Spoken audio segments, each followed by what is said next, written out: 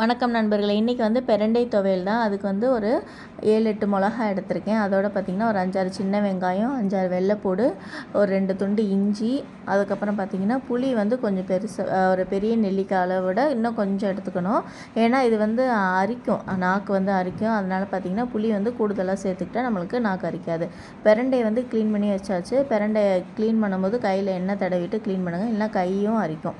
இப்போ வந்து நல்லெண்ணெய் ஊற்றி பிரண்டையை வந்து கலர் மாறுற மாதிரி ஒரு எல்லோயிஷாக வர வரைக்கும் வதக்கி தனியாக ஃபஸ்ட்டு எடுத்து வச்சுருவோம். இப்போ அப்படியே ஒரு லைட்டாக கிண்டி கிண்டி விட்டுட்டே இருந்திங்கன்னா நல்லா வதங்கிடும். இந்த துவையல் பார்த்திங்க அப்படின்னா வயிற்றுக்கு, அஜீரண கோளாறு, அதுக்கப்புறம் செரிமானம், அதுக்கு எல்லாத்துக்குமே ரொம்பவே நல்லது. இப்போ கலர் மாறிடுச்சு.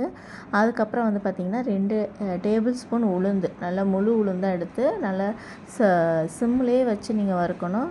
ரொம்ப ஹை ஃப்ளேமில் வச்சிடாதீங்க. இப்படி கொஞ்சம் கொஞ்சமாக கலர் மாறும்போது நீங்கள் அதையும் தனியாக எடுத்து வச்சுருங்க.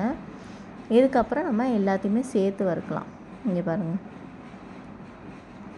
அது கலர் மாறிடுச்சு. சின்ன வெங்காயம் போட்டாச்சு, இஞ்சி 3 துண்டு சேர்த்துருக்கேன், வெள்ளைப்பூடு, வரமிளகாய். இதுக்கப்புறம் 1 பை 1 எல்லாத்தையுமே நம்ம போட்டு சிம்லேயே வச்சு கொஞ்சமாக வதக்கிக்கிட்டே இருக்க வேண்டியதுதான்.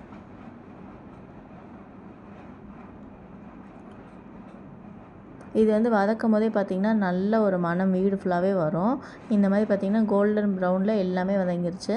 வெங்காயம் பார்த்திங்கன்னா அப்படியே இந்த கண்ணாடி மாதிரி வந்துருச்சு. இப்போ இந்த ஸ்டேஜில் நம்ம முன்னாடி வதக்கி வச்சுருக்க அந்த பிரண்டையும் சேர்த்து வதக்கிட்டு அதில் கொஞ்சம் பெருங்காயத்தூள், புளியும் சேர்த்து சிம்லே வச்சு நல்லா 2 கிளறி அப்படியே ஆஃப் பண்ணி விட்டுருங்க. நல்லா ஆறுனதுக்கப்புறம் கொஞ்சம் கொஞ்சமாக தண்ணி ஊற்றி அப்புறம் வந்து பார்த்திங்கன்னா அரைச்சிக்கலாம்.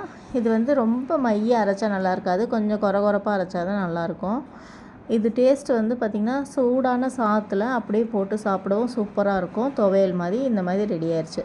பிடிச்சிருந்தா சப்ஸ்கிரைப் பண்ணி, லைக் பண்ணி, ஷேர் பண்ணுங்கள். தேங்க்யூ.